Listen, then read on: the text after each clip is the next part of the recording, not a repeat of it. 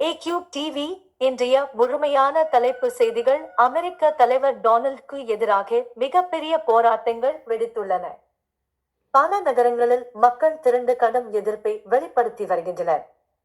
இதற்கிடையில் உலகம் என்னை அமைதி தூதுவராகவே நினைவில் கொள்ள வேண்டும் என டிரம்ப் தெரிவித்துள்ளார். மேற்காசியாவில் போர் பதற்றம் தீவிரமடைந்துள்ளது. ஈரான் நாட்டின் துறைமுக நகரத்தை இஸ்ரேல் தாக்கியதில் பலர் உயிரிழந்தனர். இதற்கு பதிலடி நடவடிக்கையாக ஈரான் யுனைடெட் அரப் எமிரேட்ஸ் மீது ஏவுகணைகள் மற்றும் ட்ரோன்கள் மூலம் தாக்குதல் நடத்தியதாக தகவல்கள் தெரிவிக்கின்றன. மேலும் ஈரான் மீது தரைவழி தாக்குதல் நடத்த யுனைடெட் ஸ்டேட்ஸ் திட்டமிட்டுள்ளதாக கூறப்படுகிறது.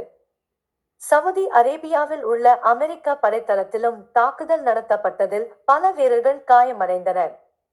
இதேவேளை இஸ்ரேலுக்கு எதிராக ஹவுதி கிளர்ச்சியாளர்களும் தாக்குதல் மேற்கொண்டுள்ளனர். மேற்காசியாவில் அமெரிக்கா இஸ்ரேல் தொடர்புடைய பல்கலைக்கழகங்கள் மீது தாக்குதல் நடத்தப்படும் என ஈரான் எச்சரிக்கை விடுத்துள்ளது. போர் நிறுத்த பேச்சுவார்த்தைகள் நடைபெறும் நிலையில் ஈரான் எல்லையில் அமெரிக்க சிறப்பு படைகள் குவிக்கப்பட்டுள்ளன. ஹார்முஸ் ஜலசந்தி மற்றும் கார்க் தீவை கைப்பற்றும் திட்டமும் தீட்டப்பட்டுள்ளதாக தகவல் வெளியாகியுள்ளது. அதேபோல் ஹார்முஸ் ஜலசந்தி வழியாக செல்ல 20 பாகிஸ்தான் கப்பல்களுக்கு ஈரான் அனுமதி வழங்கியுள்ளது.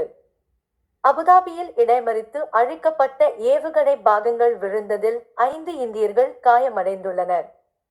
கென்யாவில் கடும் வெள்ளப்பெருக்கு காரணமாக உயிரிழந்தோர் எண்ணிக்கை 100க்கும் மேல் உயர்ந்துள்ளது.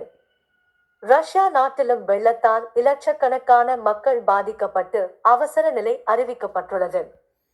பாகிஸ்தான் நாட்டில் நிலநடுக்கம் ஏற்பட்டுள்ளது.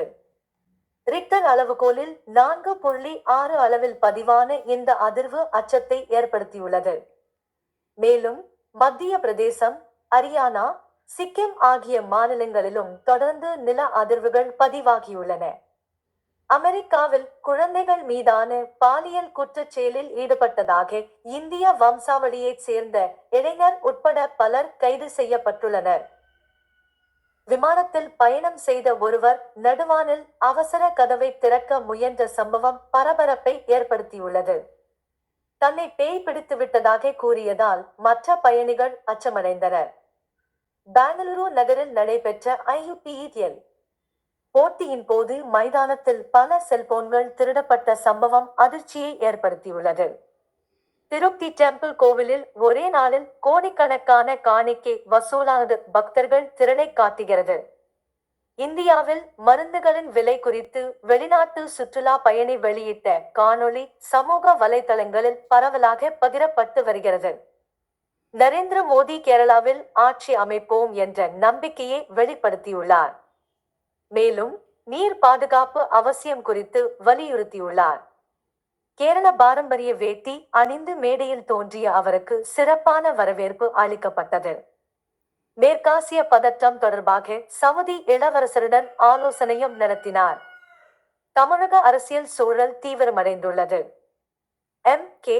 ஸ்டாலின் திருவாரூரில் தேர்தல் பிரச்சாரத்தை தொடங்க உள்ளார். இல்லத்தரசிகளுக்கு வீட்டு உபயோகப் பொருட்கள் வாங்க கூப்பன் வழங்கும் திட்டம் உள்ளிட்ட பொதுமக்களுக்கு பயனளிக்கும் தேர்தல் அறிக்கையையும் வெளியிட்டுள்ளார். திமுக கூட்டணியில் விடுதலை சிறுத்தைகள் கட்சி 8 தொகுதிகளில் போட்டியிடும் வேட்பாளர்களை அறிவித்துள்ளது. காட்டுமன்னார்கோவில் தொகுதியில் போல் திருமாவளவன் போட்டியிடுகிறார். மேலும் இந்திய கம்யூனிஸ்ட் கட்சிக்கும் ஒதுக்கப்பட்ட தொகுதிகளுக்கான வேட்பாளர்கள் அறிவிக்கப்பட்டுள்ளனர். அவர்கள் போட்டியிடும் அனைத்து தொகுதிகளிலும் வெற்றி பெறுவோம் என கட்சி தரப்பு நம்பிக்கை தெரிவித்துள்ளது. அதேபோல் எடப்பாடி கே. பழனிசாமி தலைமையிலான அணியும் பல தொகுதிகளுக்கான வேட்பாளர்களை அறிவித்துள்ளது. புதிய அரசியல் கட்சியை வழிநடத்தும் விஜய், இது வேட்பாளர் அறிமுகம் அல்ல, மக்களுக்கான காவலர்களை அறிமுகப்படுத்தும் நிகழ்வு என தெரிவித்துள்ளார். குஜராத்தில் கூகுள் வரைபடம் பயன்படுத்தி கோவில் நகைகளை திருடிய கும்பல் கைது செய்யப்பட்டுள்ளனர். தூத்துக்குடியில் அதிக அளவு புகையிலை பொருட்கள் பறிமுதல் செய்யப்பட்டு 3 கைது செய்யப்பட்டனர். தென்காசி மலைப்பகுதியில் காட்டு தீ பரவி அரிய வகை மரங்கள், செடிகள் சேதமடைந்துள்ளன. மேட்டூர் அணைக்கு நீர்வரத்து அதிகரித்துள்ளது. அனந்தபுரி விரைவு ரயில் பல மணி நேரம் தாமதமாக இயக்கப்பட்டதால் பயணிகள் சிரமமடைந்தனர். தஞ்சை மாவட்டத்தில் அரசு மதுபான கடைகள் மற்றும் அதனுடன் இணைந்த கூடங்கள் தொடர்பான நடவடிக்கைகள் தீவிரமாக மேற்கொள்ளப்பட்டுள்ளன.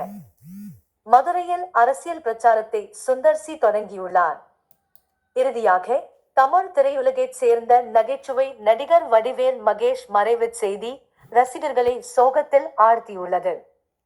இதுடன் A-Cube டிவி இன்றைய முழுமையான தலைப்பு செய்திகள் நிறைவடைகின்றன. மேலும் செய்திகளுக்கு தொடர்ந்து எங்களுடன் இணைந்திருங்கள்.